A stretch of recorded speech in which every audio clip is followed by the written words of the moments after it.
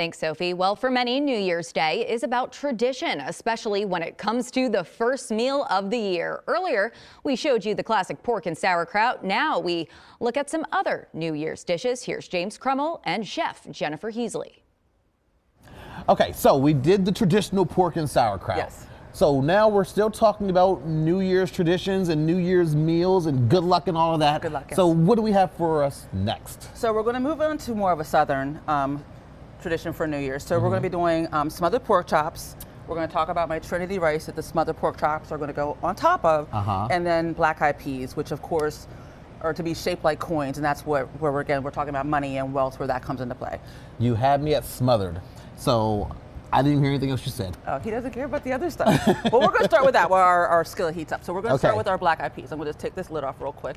So, another New Year's tradition, black-eyed peas. Absolutely. I'd grown up with these as well. My mom would make these every New Year's. So, I mean, I know that it's also supposed to bring in luck and money and all of that. Yes, we're back to the money. Yes, it's going to bring in wealth and money. Yes. It's all about the money. I'm the Show Me the Money guy, health, so of course we have to do that. Health and wealth. So with the black-eyed peas, so I soaked them overnight. So you soak them overnight, and I did this particular dish with smoked turkey. Of course, you could do it with sausage, ham hock, bacon, but I chose smoked turkey for those who maybe again are not eating bacon. And so I soaked them overnight, rinsed them off, and then I cooked them with the Holy Trinity, so onion, pepper, celery, and I put chicken stock. Holy Trinity? The Holy Trinity, the Holy Trinity, and then a bay leaf was put in there, and then I cooked them for about 3 hours. So you cook them down till they're nice and tender, and then they go beautifully, of course, with the rice. Okay. And then the rice?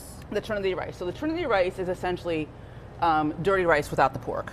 So it's the same thing. So it's the Holy Trinity, this rice, some Cajun seasoning, of course. Cajun seasoning is like my favorite seasoning, and chicken stock, and that's how we get our Trinity rice. Wonderful. Yes, and we're going to serve that over top. So let's move on. Let's get to the star, please. The star, the smothered pork chop. So I have some bone-in pork center cuts, as I told you. So I'm going to again season them with my Cajun seasoning, my favorite seasoning, and then we go into seasoned flour. So the seasoned flour has onion powder, garlic powder, paprika, and some pepper. Okay. So you want to get them nicely coated with the flour, because this is how you make your gravy. All right, so this has some canola oil and some butter in here. So we're going to go in, and you want to get them browned. It needs to be a little bit higher, but it's okay. We want to get them browned. So once we'll flip them, we want to get them browned, and then we add in our white onions, and then we have some chicken stock, and you could use beef stock as well.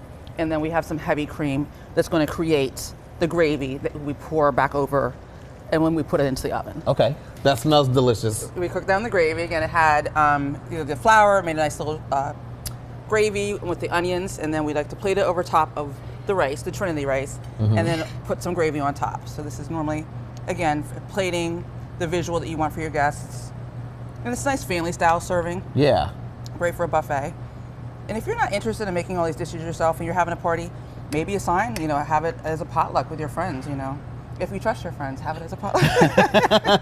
If you don't trust your friends, don't have it as a potluck. All right, so we pull it out like that, and then we come in and I'm tripping a little bit. Come in with our gravy. Because we have to smother it. We have to smother it, that's right. Get our gravy. See, I do know some things. He does know some things. He knows the smothering part, friends. So come across with your gravy. Great. Not too much. You can put the rest of the gravy on the side, like in the ladles. Yeah.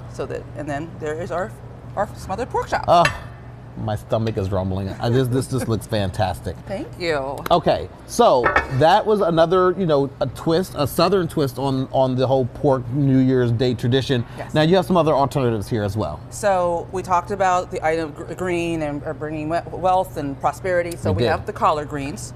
Oh, I love me some collard greens. All right, you know what? You keep talking about what you have. I'm going to get my fork. Okay. And I'm going to go along as you go ahead. So go ahead and keep talking. Right, so we have the collard greens. I did those actually though with a ham hock. So again, here, I'm going to move it towards you, James.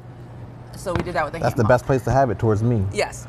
The next keep going. I did. So this is a Tuscan noodle, like a Tuscan pasta, and then I did a steak Florentine on top. So again, noodles mean long prosperity, health, wealth. So that's why we did the noodles, very common in like Mediterranean and Asian cultures. Of course, our sauerkraut, our pork and sauerkraut. And we just did the mashed potatoes because, in central Pennsylvania, you match your pork and sauerkraut with mashed potatoes. Of course.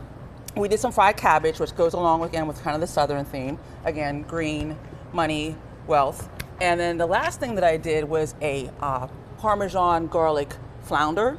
So within Asian cultures, whitefish, the scales represent wealth as well. And then we did a Parmesan buttercream sauce on top of that. So that's our display. I mean, I'm going to tell you right now, these greens are amazing. If my year continues and starts with these greens, I think I'm going to have a lot of luck for the new year. So this is fantastic. If anyone has any questions about anything that you've made or they want to get in touch with you, what can people do? Well, I'm at the York Central Market, Philadelphia and Beaver Street. We have a website, of course, Sweet Mama's Mambo Sauce. You can always contact us through the website, and you can shoot me an email. We'll, of course, have the link to all the recipes so that you can try these recipes out yourself. And as you said, we are at the York Central Market, so we should give them a nice thanks for letting us use their space here today. Jennifer, this was fantastic. I am done talking because I am ready to dig in, especially on these pork chops. I can't wait. Thank you so much for being here. It. Happy New Year, everybody. Happy New Year. Happy 2026. You can find all of the recipes for the dishes Jennifer prepared on our website, abc27.com. I bet Dan will. Hi, I'm Eric Finkenbinder from ABC27, and we're excited to announce the new ABC27 News Plus app. Live stream newscasts or watch content on demand. This is different than the ABC27 app on your smartphone. You can check this out at home, and it's very easy to use. With a Fire Stick, go to the home page, scroll down to search. From there, enter ABC27. Move over to the apps, and there we are. Click the icon and install. It's just that easy.